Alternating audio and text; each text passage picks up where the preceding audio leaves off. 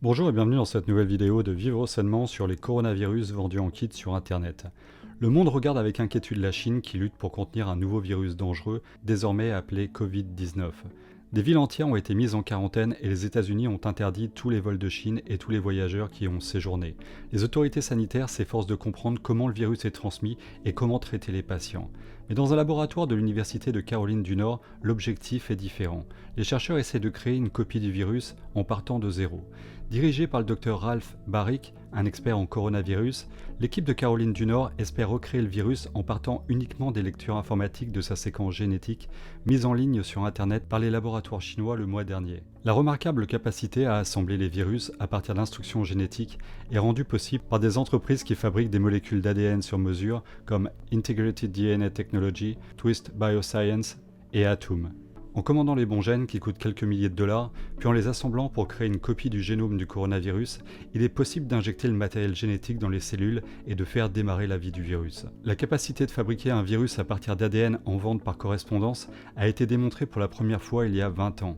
Le bioterrorisme est suffisamment préoccupant pour que les entreprises surveillent attentivement qui commande quel gène. Mais c'est aussi un moyen important de réagir à une épidémie soudaine, car les recettes de virus synthétiques donnent aux chercheurs des moyens puissants pour étudier les traitements, les vaccins et la façon dont les mutations pourraient rendre le virus plus dangereux. Mais est-ce que les risques que ces virus tombent entre de mauvaises mains sont réellement maîtrisés? Nous essaierons d'y répondre juste après. Restez bien jusqu'à la fin de cette vidéo pour connaître les détails de cette vente de virus dangereux en kit sur internet. Nous aborderons les processus, les avantages et les risques en dernière partie. Abonnez-vous également à la chaîne pour connaître de nouvelles informations santé sur ce coronavirus et autres sujets. Regardez également dans les commentaires, je vous recommande un masque avant qu'il ne soit en rupture de stock en cas de propagation rapide du virus qui j'espère sera vite éradiqué. Le laboratoire de Caroline du Nord du Dr Baric, spécialisé dans l'ingénierie des virus, s'est déjà entretenu avec des agences de Washington pour ce travail, qui a notamment consisté à synthétiser de nouveaux coronavirus jamais vus auparavant, capables d'infecter des souris. En 2014, les National Institutes of Health ont gelé le financement de plusieurs laboratoires, dont celui du Dr Baric, en raison des craintes que de telles recherches soient trop risquées. Le financement a été rétabli par la suite sans que les dispositifs de sécurité de ce laboratoire n'aient changé. Pour le coronavirus chinois, le Dr Baric a déclaré lors d'un entretien que son équipe avait passé une commande d'ADN correspondant auprès d'un fabricant le mois dernier. Leur première étape a été d'aller en ligne et d'examiner les séquences génétiques du virus. Ils ont ensuite comparé plusieurs séquences disponibles qui diffèrent légèrement et ont choisi une version quasi similaire à faire fabriquer. Une fois que le Dr Baric aura obtenu son ADN, ce qui pourrait prendre un mois, il prévoit d'injecter les instructions génétiques dans les cellules. Si tout se passe comme prévu, les cellules devraient commencer à fabriquer de véritables particules virales hautement infectieuses. En échangeant leurs propres germes, les scientifiques peuvent mettre la main sur des virus directement d'un pays, surtout s'il est en proie à une épidémie. Selon le Dr Baric, jusqu'à présent, les échantillons de virus vivants provenant de patients n'ont pas été largement diffusés à partir de la Chine. Le virus réel et le virus synthétique devraient être fondamentalement identiques. Mais avec le synthétique, nous avons une copie d'ADN sur laquelle nous pouvons revenir encore et encore pour fabriquer des virus génétiquement identiques, explique le docteur Timothy Sheehan, chercheur qui travaille avec le Dr Baric. À partir de ces copies, les scientifiques peuvent retirer les gènes, en ajouter d'autres et découvrir des choses comme ce qui fait que le germe se propage et comment il accède aux cellules humaines. Le docteur Sheehan veut essayer d'infecter des souris avec le virus et leur donner divers médicaments pour voir ce qui l'arrête.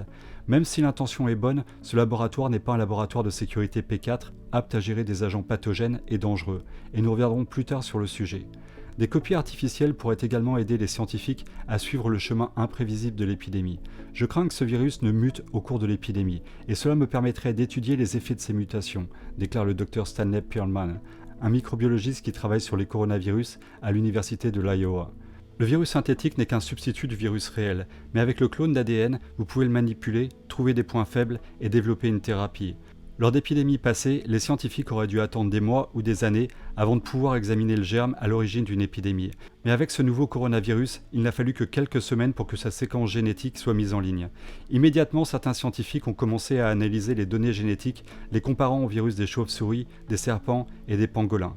Les entreprises de biotechnologie, les gouvernements et les universités ont également rapidement commencé à commander des copies physiques de gènes particuliers trouvés dans le virus.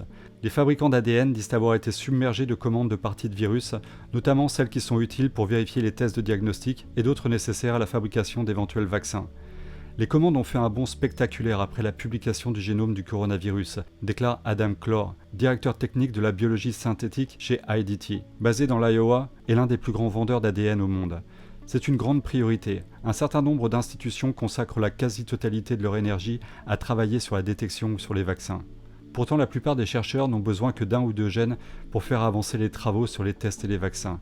Le laboratoire du Dr Baric en Caroline du Nord est normalement, entre guillemets, le seul aux États-Unis connu pour essayer de recréer complètement le virus à partir de parties d'ADN ordonnées. Mais alors la question qui s'impose est comment éviter que des virus mortels ne tombent entre de mauvaises mains. C'est au début, dans les années 2000, que les scientifiques ont montré pour la première fois que des brins d'ADN synthétiques pouvaient être utilisés pour ressusciter des virus à partir de leur code génétique. Une équipe de l'État de New York l'a fait avec la polio, en produisant du matériel infectieux à partir d'ADN qu'ils avaient commandé sur Internet. Cette technologie a immédiatement suscité des inquiétudes quant à l'utilisation d'armes biologiques. Et si les terroristes utilisaient cette technique pour ressusciter la variole? Cela n'est pas arrivé, mais cela signifie que des fléaux comme la polio, la variole et maintenant le coronavirus chinois ne pourront jamais être véritablement éradiqués. Les chercheurs des Centres américains de contrôle et de prévention des maladies, CDC, ont fait valoir ce point en 2005, en ressuscitant le virus de la grippe qui a tué des dizaines de millions de personnes en 1918 et 1919. Pour éviter que cette technologie ne tombe entre les mains de malfaiteurs, les entreprises qui fabriquent de l'ADN se sont regroupées il y a quelques années pour limiter l'accès à des gènes dangereux. Les grands acteurs américains ont tous accepté de comparer les commandes d'ADN entrantes à une base de données d'environ 60 germes et toxines mortelles appelées agents de sélection, afin que seuls les laboratoires autorisés puissent obtenir l'ADN nécessaire à leur résurrection. Et ont-ils passé également un accord avec les autres entreprises fabricant d'ADN dans le monde? Je n'en suis pas sûr. Battelle, une société scientifique dont le logiciel Threat SEQ a réalisé le scénario d'une personne essayant de commander une copie de coronavirus. Selon Craig Bartling, un chercheur principal de Battelle, le logiciel a pu reconstituer à la fois le virus entier et la plupart de ses gènes individuellement au niveau de menace le plus élevé sur Internet. La recherche sur le nouveau virus est considérée comme suffisamment risquée pour que les fabricants d'ADN se soient empressés la semaine dernière de se rencontrer et de formuler une politique sur les personnes qui devraient pouvoir acheter des versions complètes du génome du nouveau germe.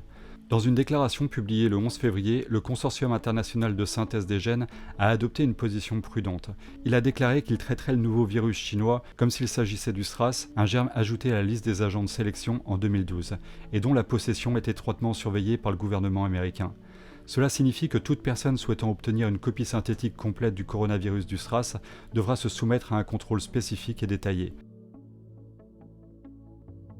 et prouver qu'elle est déjà enregistrée par le Centre de contrôle des maladies infectieuses pour travailler sur le SRAS. Cependant, les entreprises qui fabriquent de l'ADN ont toujours la possibilité de décider ce qu'elles vendent et à qui, et toutes ne pensent pas qu'elles doivent fabriquer l'ensemble du génome de ce virus. Claes Gustafsson, fondateur et directeur commercial d'Atum, un fournisseur d'ADN en Californie, dit avoir reçu des commandes de 8 entreprises pour des parties du génome de virus et a personnellement approuvé une demande d'une agence gouvernementale américaine de fabriquer 90% de ces gènes. Donc si je comprends bien, les fabricants d'ADN ne sont pas interdits formellement de vendre des ADN de ce coronavirus. Tout cela dépend de leur bon vouloir. De plus, et nous le verrons après, le coronavirus n'a pas été classé comme dangereux par le gouvernement américain, donc en gros, n'importe quel laboratoire pourrait se le procurer. Incroyable, non? Tout le monde ne pense pas que la synthèse du nouveau coronavirus est particulièrement dangereuse. Je ne vois pas vraiment un risque énorme, déclare Nicholas Evans, qui étudie les menaces biologiques à Lowell.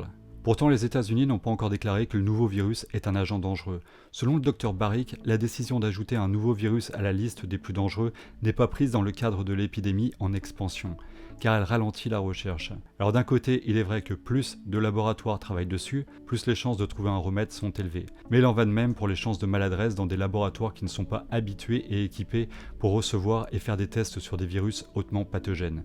Les menaces terroristes vont de même. Même si un terroriste ne peut pas normalement, entre guillemets, se procurer le virus sur internet en kit, il peut se le procurer en attaquant de petits laboratoires qui le posséderaient. Pour l'instant, seuls quelques centres sophistiqués sont capables de faire naître un virus. Il n'y a aucune chance qu'un fou travaillant dans un garage puisse le faire. Nous en sommes au point où les meilleurs des meilleurs peuvent commencer à synthétiser ce nouveau virus en même temps que l'épidémie. Mais ce ne sont que quelques laboratoires, explique M. Evans. Heureusement, nous sommes encore loin du point où beaucoup de gens peuvent synthétiser n'importe quoi. Et que penser des laboratoires du Pakistan, de Corée du Nord, d'Iran? Ils maîtrisent tous l'enrichissement d'uranium et ils n'auraient pas de laboratoire de biologie avancé. Les laboratoires de ces pays ne seraient pas aussi capables que le laboratoire universitaire du Dr Barik? Je n'en suis pas si sûr. L'état avancé de la recherche sur les virus synthétiques et la capacité de créer des germes par génie génétique alimentent inévitablement les craintes. Et vous, que pensez-vous de ces parties de virus à assembler vendues en ligne? Trouvez-vous cela dangereux ou nécessaire pour l'avancée de la science? Voilà, c'est terminé pour aujourd'hui. J'espère que vous avez apprécié cette nouvelle vidéo. Si c'est le cas, cliquez sur j'aime et sur partager. Abonnez-vous à la chaîne si ce n'est pas encore fait. Et à très bientôt pour une toute nouvelle vidéo sur Vivre Sainement.